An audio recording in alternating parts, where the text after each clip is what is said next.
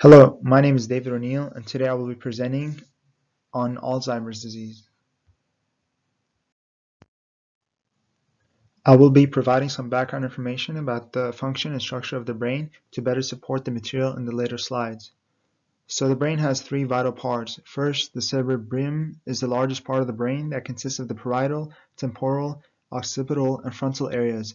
Functions include and are not limited to vision, motor control, hearing, moral judgment, and reasoning. The cerebellum is the area located beneath the cerebrum, behind the brainstem, and it facilitates balance and coordination. Finally, the brainstem sits beneath the cerebellum and it connects the brain to the spinal cord and controls autonomic functions such as breathing, digestion, heart rate, and blood pressure. With each heartbeat, arteries carry about 20–25% of your blood to your brain, where billions of cells use about 20% of the oxygen. When you are thinking hard, your brain may use up to 50% of the fuel and oxygen. The brain has 100 billion nerve cells, 100 trillion synapses, and dozens of neurotransmitters.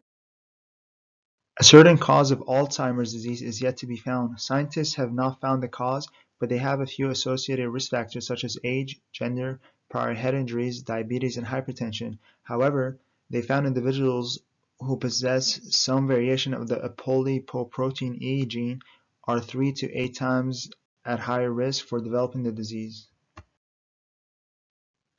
Early onset versus late onset. Early onset captures 5% of the affected population, and symptoms appear between 30 to 60 years of age due to consistent damage to the brain tissue over long periods of time from activities such as boxing.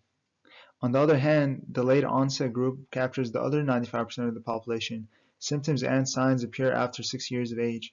The late onset of the disease is caused by one of the three identified genetic mutations that are passed down in an autosomal dominant fashion among families of the amyloid precursor protein, APP, presenilin 1, and presenilin 2 genes. Degeneration. The disease starts at the hippocampus and spreads to the frontal, temporal, and parietal areas in the brain. It also causes the ventricles to get larger, as we can see in the picture. The disease is a neurodegenerative disease that has no cure. The degeneration begins with the amyloid precursor cascading in the brain to become the beta amyloid protein, and the accumulation of the protein causes plaques. The plaques ultimately interrupt synapses and neurotransmitters in the brain, which leads to the symptoms and signs of the disease. Plaques form when protein pieces called beta amyloid clump together. Beta amyloid comes from a larger protein found in the fatty membrane surrounding nerve cells.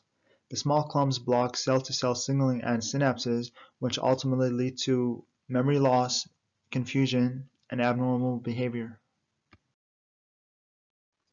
Another protein abnormality of the brain is the formation of the neurofibrillary tangles due to the accumulation of plaques. The neurofibrillary tangles are formed from abnormality.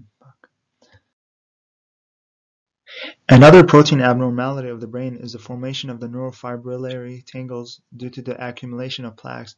The neurofibrillary tangles are formed from abnormality of the tau protein, which misfolds and ultimately disrupts neural and cellular communication. Signs. Some signs that doctors can check for is by assessing the beta amyloid protein and neurofibrillary tangles presence in the brain through positron emission tomography, as well as levels present in the cerebrospinal fluid. Some symptoms that are reported by the affected person is memory loss, confusion, and abnormal behavior. Due to the tissue loss, plaque, and neurofibrillary tangles formation, the affected individual can forget what simple objects are called, or not know their whereabouts of his or her location, and can experience random episodes of aggression and hyperactivity. Treatments. Medications is the main source of treatment that can decrease the symptoms. Donepezil is the main medication that is used in over 50 countries, and what it does is inhibit acetylcholinesterase activity and increases the levels of acetylcholine. This is helpful because acetylcholine plays a major role in memory recall in the brain, so limiting the breakdown of it and increasing the supply will decrease symptoms. In a study done on human subjects, donepezil was administered for 14 days, and at the end of the study, cerebral acetylcholine levels increased by 35% and the acetylcholinesterase activity decreased by 66%.